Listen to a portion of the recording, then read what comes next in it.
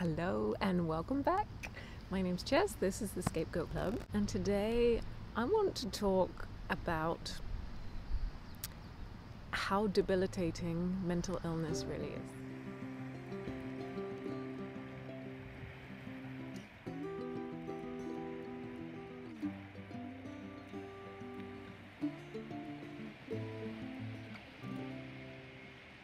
Hi friends, thanks so much for being here.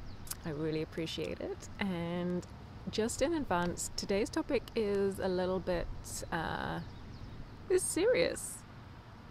Well, okay, so none of my other videos have been serious. Yeah, right, get with it, Chess. But I'm actually finding it a little bit uncomfortable, so I just wanted to give you the heads up. Also, I am not any kind of trained mental health or health professional, and some of the information in this video is just my personal opinion, so I just want to give you that background. So for those of us who have survived or are still in abusive relationships, mental health is often, I think way too often, a sad reality of what happens when you're in these relationships long term. Today's video is inspired by some research I came across recently, and the premise of it is to try and compare how debilitating a mental illness is compared to some physical disabilities. And I feel like I'm a little uncomfortable with this just because it shocked me actually just how debilitating some mental illnesses can be. So bear with me a second, I'm just going to read you some of the research. But this study, and I'm going to put the information down below if you want to look it up yourself. It says the disability caused by moderate depression is similar to the disability from relapsing multiple sclerosis, severe asthma, chronic hepatitis B, or deafness. So that's the disability of moderate depression is equated to those physical illnesses. The disability from severe post-traumatic stress disorder is comparable to the disability from paraplegia.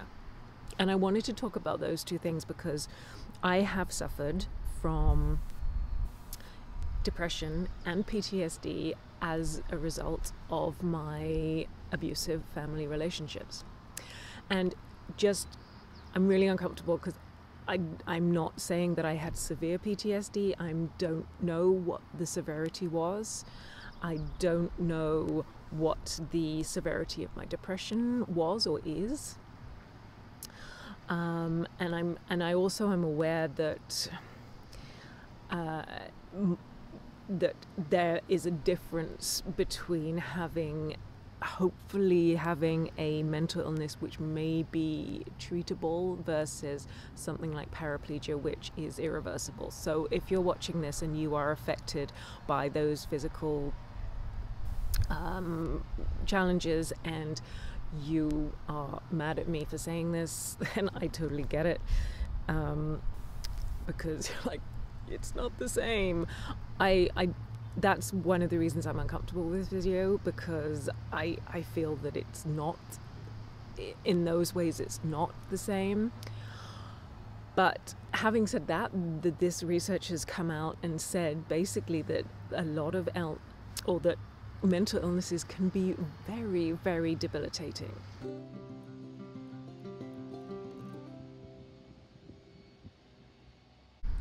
So I wanted to talk about this for a few reasons. First of all, I don't think on a societal level we treat mental illness... goodbye, piece of paper. I don't think on a societal level we treat mental illness nearly as, I don't know, seriously as we do physical illness. We don't have the resources, we don't have the understanding, and we don't talk about it nearly as much as we do physical disabilities or illnesses. I can go and see a doctor or a dentist or an eye doctor to get various different parts of me seen, but to get a counselor, it's a whole other different matter to get mental health support. Completely different where I am anyway. But I think that tell me if it's different where you are in the world, but I think it's pretty common, especially in Western cultures anyway. So that, I think, just the more we talk about it, and that's one of the reasons I'm doing this channel, is the more we talk about it, the more we realize just how difficult mental illness is. And I should say as well, just if we're going to go on the nerdy research and statistical route, so this is a quote, another quote: of the 10 leading causes of disability worldwide, 5 are mental health problems. So out of the disabilities that are recognized by the World Health Organization, 5 of them are mental health problems, not physical health problems. So why do we not pay equal amount of attention and put enough resources and support into people dealing with mental health problems? And I say that from someone who has suffered from mental health problems myself, and also someone who has suffered these mental health problems from people who have mental health problems. It's a perpetuating cycle. If people have mental health problems that go undiagnosed and untreated and unhelped, then they just hurt other people and more bad things happen. So as a society, I just really wish we could wake up. So then, coming back to another reason for making this video, if you have been in a abusive, toxic, difficult relationship for a long time, mental health problems are a common and real consequence of that. And I personally, if I could give any message to anyone out there who hasn't seen a counselor or talked to a health professional around abusive or toxic or narcissistic relationships, please, if you can, I know I've just said it's hard, but if you have any way to do it, I think it really, really helps, and it's really worthwhile. So please look after yourself and understand that maybe some of your thought patterns and some of the dialogue you're telling yourselves and some of your beliefs and maybe other symptoms that you might have normalized. There might be other things in your physical and in your mental health that are not or are treatable and you can get help for. So I'm gonna just hopefully leave that dangling in the air.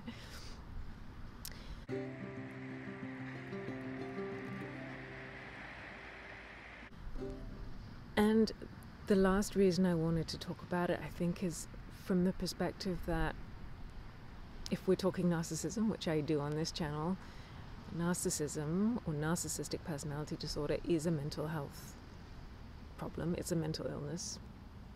I don't know that my family have would be diagnosable with narcissistic personality disorder. I don't know that.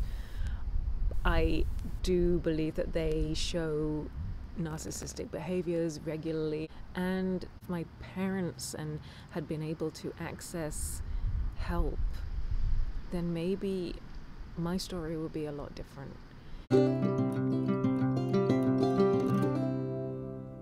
And I think the other point I wanted to make in this video is that, so taking the situation where I have been diagnosed and had treatment for PTSD because of the abusive treatment from my family.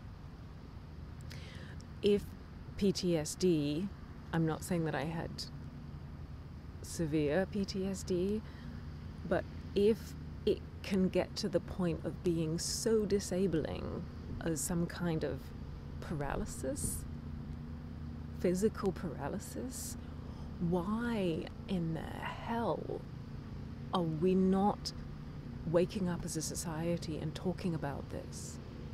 If we had parents doing things to children that led to them being physically disabled for life, that we could physically see, or we could make that causal link, we would do something about it. There is no doubt that would be that's where social services and the authorities would be pulled in. But we don't do it for emotional abuse and emotional neglect for children, and that breaks my heart. And I'm not saying, I also think that my parents, I'm going to stick up for them now, I think they have mental health problems, which means that they act the way they do. But I think that they would be horrified if they could take a step back and see that the way that they're acting is unhealthy, it's caused by mental health problems, and then that has caused mental health problems in me. If they thought that they had caused basically a permanent disability for me, I honestly, truly think that they would be horrified, because I don't think that they can see it in that way. And so if I had a dream and a happy fairy tale ending, it would be that we could somehow move to a world where we understand just how dangerous and harmful mental abuse is, and that we can help everybody in the cycle to try and stop it from perpetuating.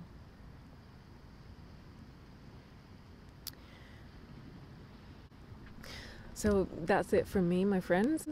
I would love to hear your comments on the video today. I'm curious to see how many of you out there have had mental health problems diagnosed yourselves as a result of your family history, or maybe not as a result, but you can link it back.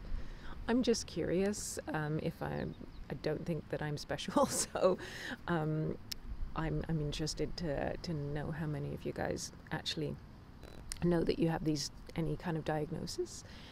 And if you are, again, in this situation or still dealing with it, please be kind to yourself and realize that you may need to give yourself a lot of time and space and kindness, mentally, physically, emotionally, to move on. Thanks again, and I love the fact that we're growing the channel. There's so many of us now who are able to support each other, so yay. Go Scapegoat Survivors, and give me a thumbs up, give me a subscribe if you haven't already, and if you want to support my Patreon page, fabulous. Thanks a lot, my friends. Take care. I'll see you soon.